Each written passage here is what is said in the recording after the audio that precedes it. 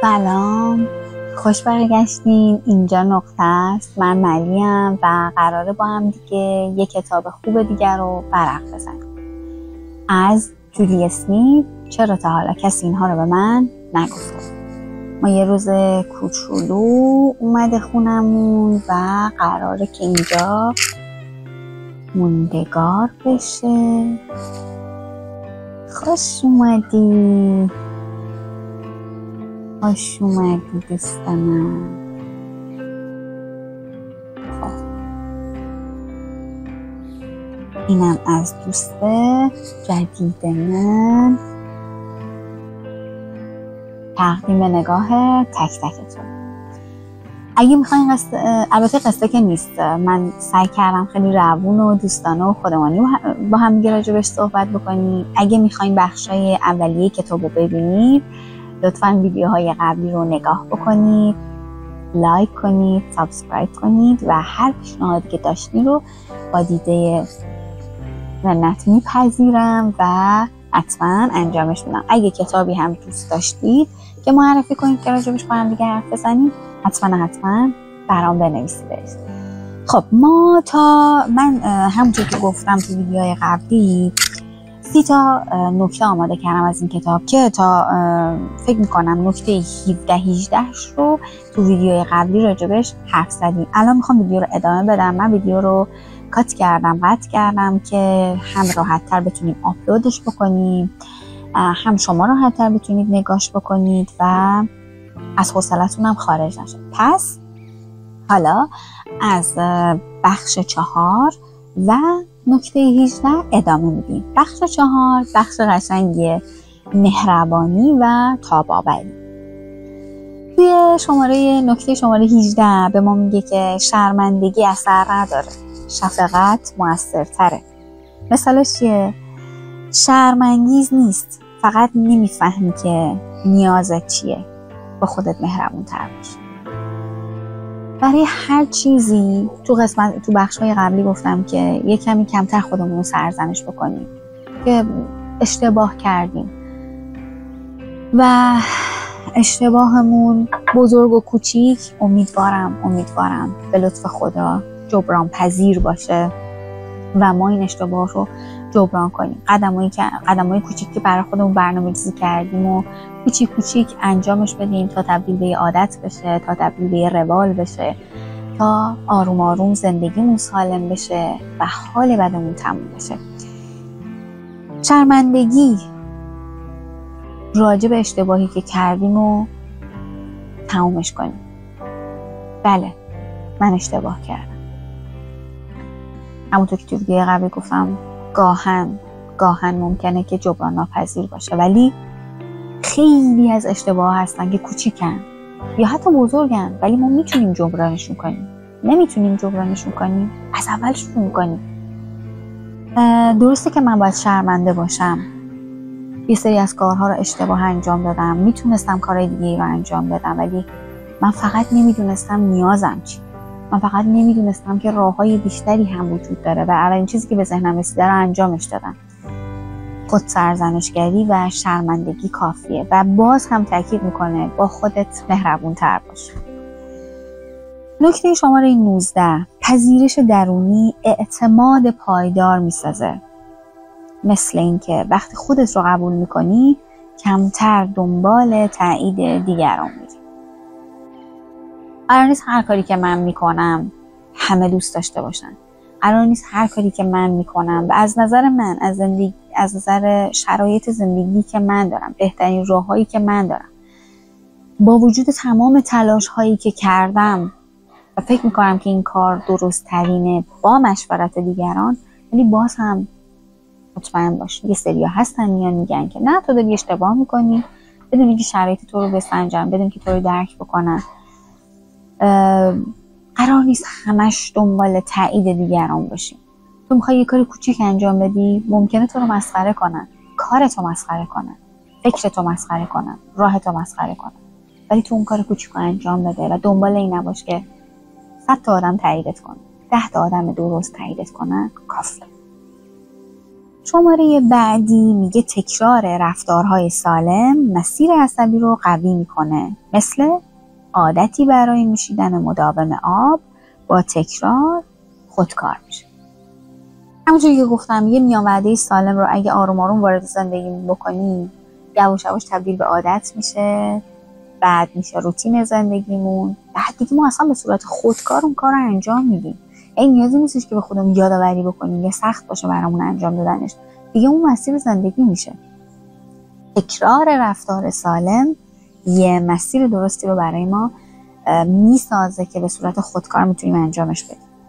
شماره بعدی شماره 21 که گاهی حضور ساده کافی است حل فوری مشکل. یه حضور ساده کافیه که بتونیم اصلا مشکل رو حل بکنیم. مثالش چیه؟ میگه که همین که کنار کسی باشی بدون حرف خاص قدرتمنده. من توی یه ویدیو اولش گفتم که این کتاب میتونه به خودمون کمک کنه، بعدم میتونه به اطرافیانمون کمک کنه، به عزیزانمون کمک کنه. ببینید قرار نیستش که یه نکته‌ای هست تو این کتاب، قرار نیستش که ما همیشه کنار کسی میشینیم راهکار بهش بدیم. ممکنه خودمون هم اشتباه کنیم، فقط حضور داشته باش، شنونده باش. گاهی وقتا اصلا هیچی نگو، بذار اون فقط حرف بزنه، فقط کنارش باش، دستشو بگیر و باش همدردی کن و بدونی که تنها نیست، تو کنارش، همین کافیه. به نظرم خیلی اوقات ما نباید راهکار بدیم، کافیه فقط حضور داشته باشه. شماره بعدی شماره 22 تا وقتی خوب هستی قدرت مقابله پیدا میکنی. ساخت تاب‌آوری در روزهای خوب مثل پسنداز قبل از طوفانه. میدونی چی میگه خب بالاخره ما همیشه که این شکلی نیستش که همه روزامون بد باشه، همه روزامون حال بد داشته باشیم. روزای خوبمون بیایم واسه خودمون تاب‌آوری ذخیره بکنیم، شفقت ذخیره بکنیم، روتین سالمی رو بسازیم که توی روزهای بعد به دادمون برسه. روتین سالم من پیاده روی کردن 10 دقیقه در روز، نیم ساعت در روز پیاده روی کردن. وقتی که حالم خوبه، روزای خوبی دارم، اینو برای خودم انجامش دادم و خودکار ذهن من دنبال اون نیم ساعت پیاده روی است. پس وقتی مدت طولانی که توی تختم خوابیدم و دارم چیزای بد فکر میکنم و حالم بده، بله میپذیرمش، ولی اون روتین سالمی که برای خودم تو روزای خوب درست کردم مثل پیاده روی، نیم ساعت پیاده روی، یا امروز من باید پیاده روی کنم، و ناخودآگاه تغییر پوزیشن میدیم دیگه. وضعیت ما تغییر میکنه، از اون حالتی که تو تخت بودیم، از اون حالتی که دائم داریم یه موزیک غمگین گوش میدیم، از اون حالتی که دائم یه چیز زل زدیم داریم به یه چیز بد فکر میکنیم، ناخودآگاه بلند میشیم و ورزش میکنیم. پس تو روزای خوبمون واسه خودمون اتفاقای خوب ذخیره بکنیم. دقیقاً مثل پس‌انداز کردن پول میمونه که وقتی خیلی پول داریم و خیلی ثروتمندیم باید حواسمون باشه یه روزایی هست، یه روز مبادایی هست، یه اتفاقات ناخوشایندی هست که ما ممکنه اصلا براش آمادگی نداشته باشیم، ولی یه جایی، گوشه‌ای، یه کناری واسه خودمون یه پس‌اندازی داریم. این پس‌انداز صرفاً نباید مادی باشه، بیایم پس‌اندازهای معنوی رو هم یاد بگیریم. بخش 5 میره وارد بخش بعدی میشه، معنا و پایانگیری. میگه که شماره 23 به ما میگه که هدف بدون عادت نمیمونه. هدفها باید با رفتارهای روزانه حمایت بشن. ما یه هدفی رو در نظر میگیریم، برای خودمون یه فکر بزرگی تو سرمون داریم و همونجور که گفتم ازش میترسیم، خودمون رو سرزنش میکنیم، راجب شرمندگی داریم، راجب اشتباهاتی که توش انجام دادیم، کارهای کوچیک رو به سختی شروع کردیم، حالا هی ولش میکنیم. درسته که ما باید به خودمون فرصت بدیم، مهربون باشیم. اگه 100 بارم یک کاری رو ولش کردیم، دوباره بتونیم دوباره 1000 بار اصلا انجامش بدیم. اما باید این عادت کوچیک رو توی روتین روزانمون بگنجیم تا بتونیم موفق بشیم، تا بتونیم به اون هدفمون بالاخره باید برسیم دیگه. ما یه عالمه هدف داریم و دونه دونه این هدفا رو میشناسیم، دلمون میخواد بهش برسیم و براش برنامه‌ریزی میکنیم. بیاید این برنامه‌ریزی رو فراموش نکنیم و هر روز انجامش بدیم. مثل یاد گرفتن یه زبان جدید، مثل یاد گرفتن یه شغل جدید، یه کار جدید، یه هنر جدید، یه آرت جدید. بیایم روزانه براش وقت بذاریم، روزانه برای حال خودمون وقت بذاریم و انجامش بدیم تا بتونیم به اون هدف برسیم.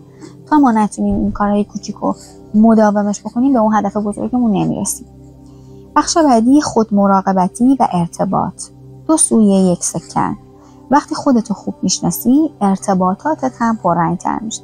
بیا برای خودمون وقت بذاریم، ببینیم چی دوست داریم، از چه چیزی متنفریم، چه شرایطی داریم، چه کارهایی از دستمون برمیاد، چه هنرهایی میتونیم یاد بگیریم. خودمون رو بشناسیم. وقتی خودمون رو شناختیم، ارتباطاتمون هم که راجع به اون مسئله یا اون هدفی که داریم قطعا پررنگ‌تر میشه، چون ما بالاخره شروع میکنیم که بریم دنبالش و کارامون رو انجام بدیم.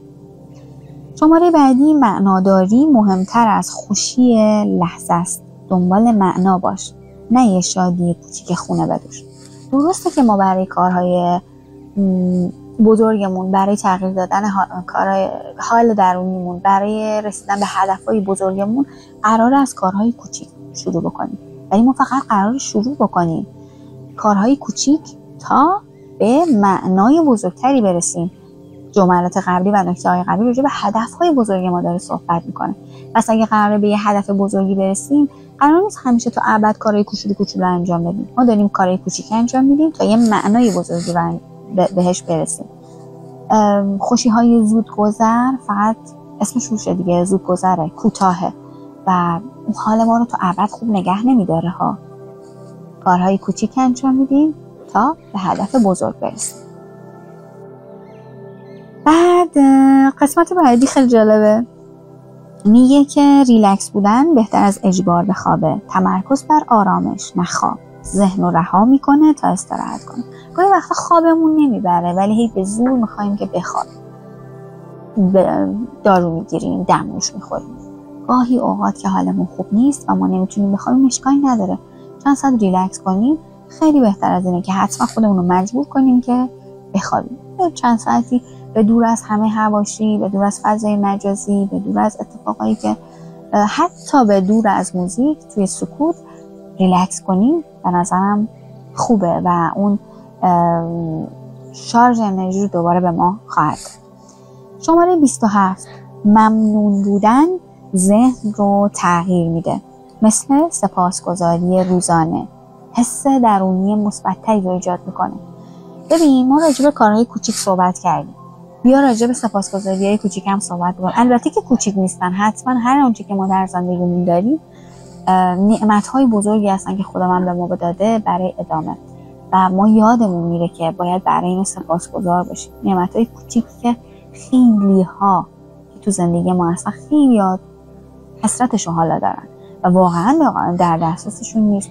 بیا یه کاری انجام بدیم روزانه. این خیلی کلیشه‌ایه که میگن حالا بنویسیم، این کار البته که عالیه، ولی بیا یه کاری کوچیک بکنیم تا روتین روزمره ما بشه برای بزرگتر انجام دادنش.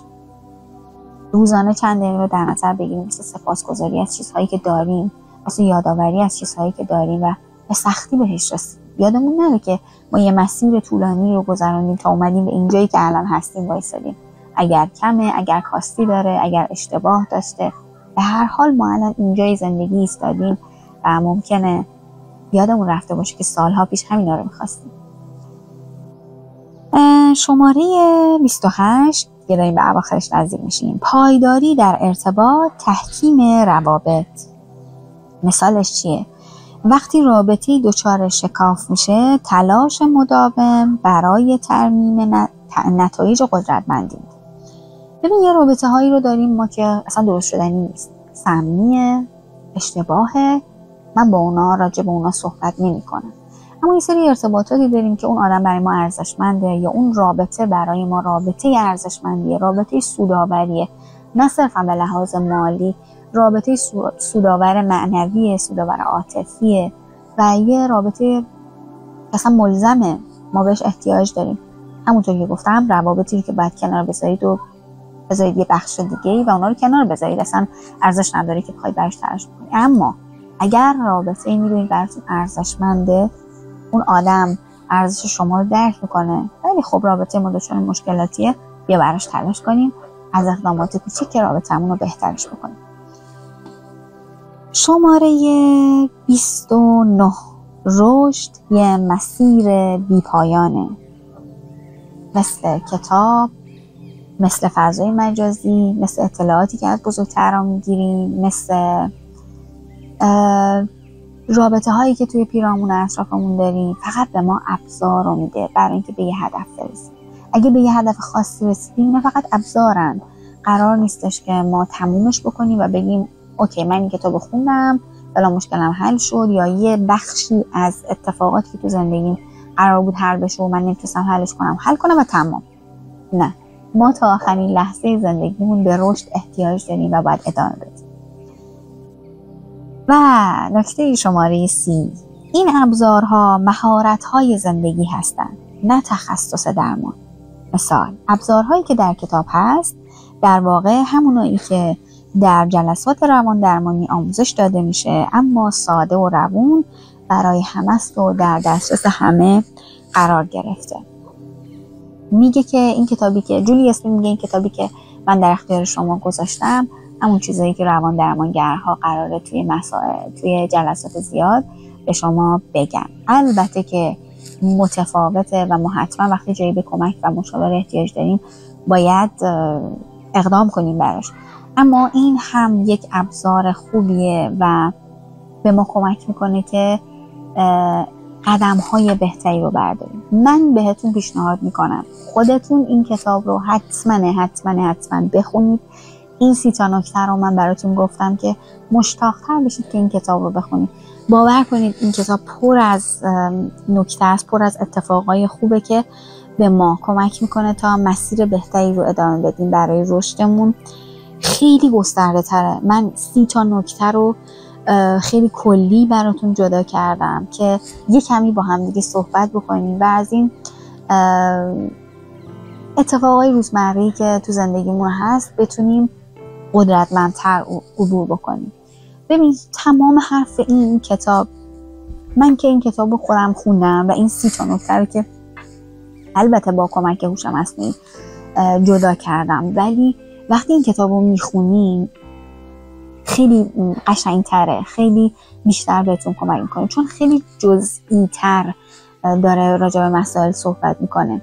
ولی تمام حرف این کتاب اینه که حال بدتو بپذیر، خودتو ببخش، شرمنده نباش، منتظر نباش که انگیزه برسه، باید شروع بکنی.